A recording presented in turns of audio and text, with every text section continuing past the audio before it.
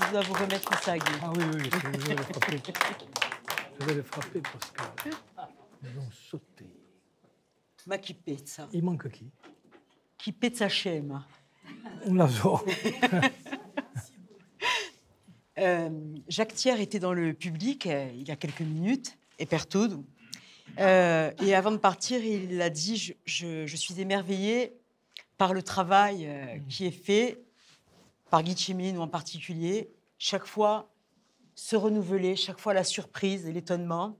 Il a ri, il a été ému, et il en avait les larmes aux yeux. Il m'a dit, je n'ai pas le temps de lui dire, mais si vous pouvez transmettre, è fatto. C'est un ami. A língua grossa, que simboleggia com a língua di Molière, abbiamo parlato, ma di un travaglione e una riuscita. Oui, un travaglio. Certi pezzi era già cominciato con Jean-Pierre Lanfranchi, che aveva traduzione di tre pezzi, mi pare, non so più. Dunque, di Urbiato appena dentro. Dunque, sul travaglio qui era già fatto. Dopo ci sono i pezzi che ho scritto io, come tutta la fine. L'écriture inclusive, Vorradello, Usa sorella, mio marito, bon, eccetera, che è mia amica Molière. Ma di Molière con me, perché Molière è rimbivuto qui, giusto questa pezza. E ha imparato il corso. E ha imparato il corso. E dunque, voilà, se no, è vero, c'è un lavoro, ma il più di non messa in scena è di tutti, di essere preciso, non in furia, di non scordarsi mica di odesto qualche volta. Ma accade. Qual è che si ne scorda appena di... Nessuno. Nessuno stasera, no? No. Alors, on peut profiter de l'occasion pour demander, par exemple, à Pierrick de nous raconter quelques anecdotes croustillantes des répétitions.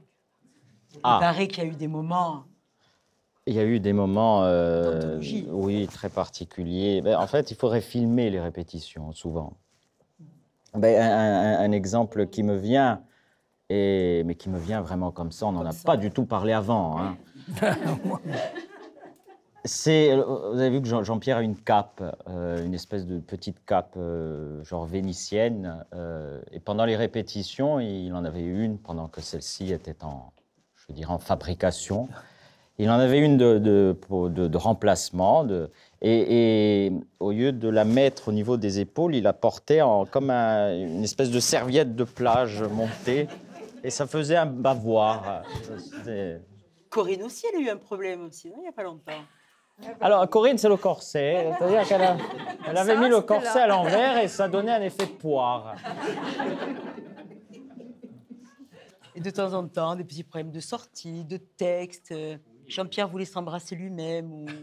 Oui, mi posso aja, oui, il a dit. Et Jean-Baptiste lui a répondu, je crois, si tu as la langue assez longue. Jean-Baptiste lui a un problème de ceinture aussi. C'est arrivé, oui. Stasera, non. Non.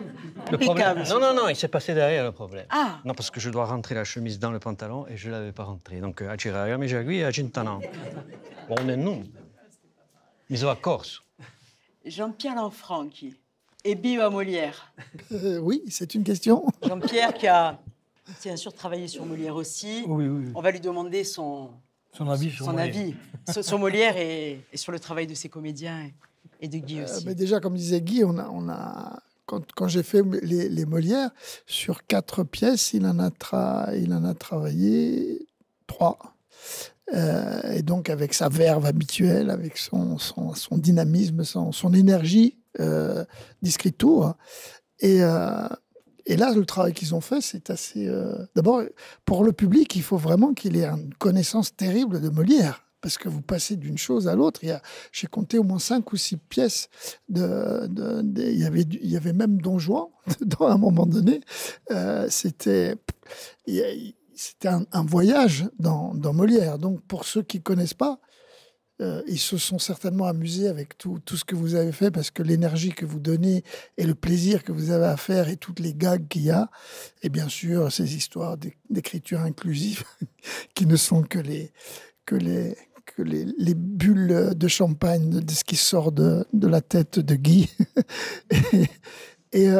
Oui, moi j'ai beaucoup aimé, parce que Molière, j'ai eu un compagnonnage avec lui, et là je le reconnais, je le vois. Surtout que là, qu'est-ce qu'ils ont fait ? Ils ont enlevé toutes les scènes d'exposition, toutes les scènes un peu longuettes où il faut expliquer les choses. Là, ils se sont amusés justement à prendre que les scènes énergiques et drôles de Molière.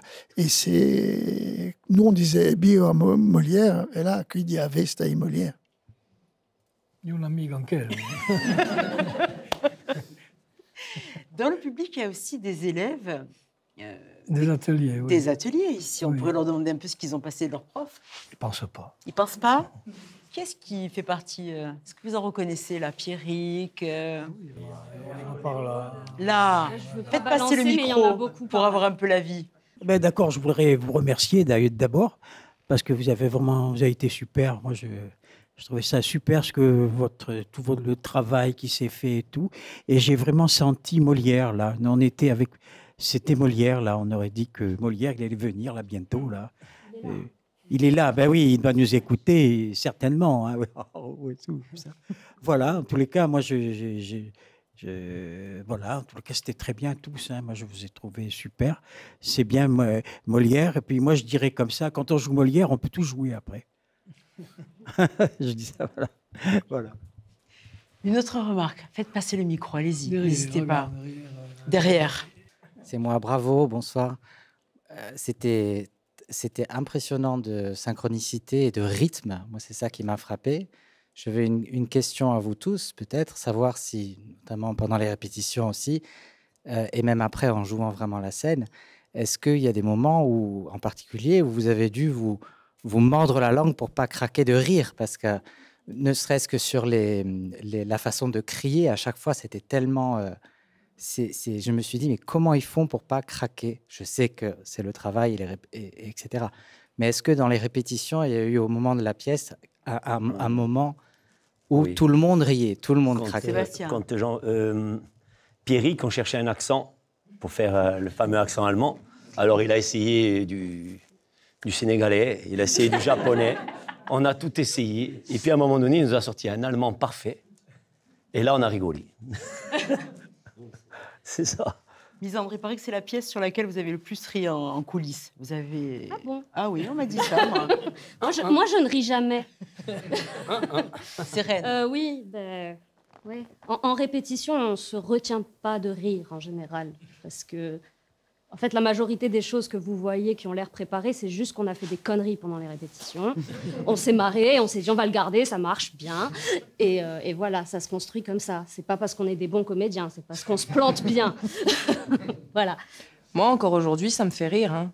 Oui, Moi, bah oui. oui. Moi, je suis derrière quand Voilà. vous êtes tous sur scène et que Jean-Baptiste il fait la déclaration d'amour et il fait Ah! Et moi, à chaque fois, je ris. Derrière, je ris. C'est ça. Et En à la coulisses, fin, on je suis rigole. sur scène, je me cache, mais je ris. À la fin, et Noé, Léandre, que ça fait. À chaque fois, je ris. Je ris, mais je ris. Hein. Alors là, nous demandons à Misandre, elle est juste à côté de moi, je suis là. Elle se cache Jean-Baptiste dans mes aussi, couettes. difficile de garder son sérieux quelquefois. Non, moi, je rigole pas beaucoup aussi. Non. Non, des fois, je ris, mais après, en voiture. Derrière. Je ris dedans. Est-ce que vous avez des questions? Et Bonsoir. Débrouille-toi. Qu'est-ce qu'il faut dire? On voudrait Ah ben, vous demander ce que vous avez ressenti pendant la pièce, ce que vous avez été emporté dans ce tourbillon j'ai de ri. folie. Du début à la fin, c'est... Non, ce qu'il y a de bien, c'est que c'est un peu ce que vous disiez par rapport même au public jeune. Je pense que tout le monde arrive à apprécier. Je pense qu'on n'a même pas tellement besoin de connaître vraiment Molière, en fait, parce qu'avec une pièce comme ça, vu que c'est vachement rythmé, du coup, même les enfants arrivent à suivre, on va dire, et à rire, à s'emporter dans cette joie, en fait, parce que on suit les personnages, c'est coloré, c'est hyper amusant. Puis on vous voit tous vous mettre des fausses gifles, parfois des vrais, je pense. Je pense qu'il y en a certaines qui sont passées, des fois. Mais non, franchement, chapeau, et je pense que vous avez bien fait le travail. Ça fait plaisir. C'est un ami aussi. C'est un ami. C'est un ami, oui. Le côté comédia dell'arte, ça vous a plu aussi, certainement. C'est parce Ouais. que là, sur cette pièce, Guy s'est poussé. Hein. On est encore un peu plus dans la comédia, je trouve. C'est un Oui, cran de mais bon, franchi. on a utilisé le style comédia dell'arte.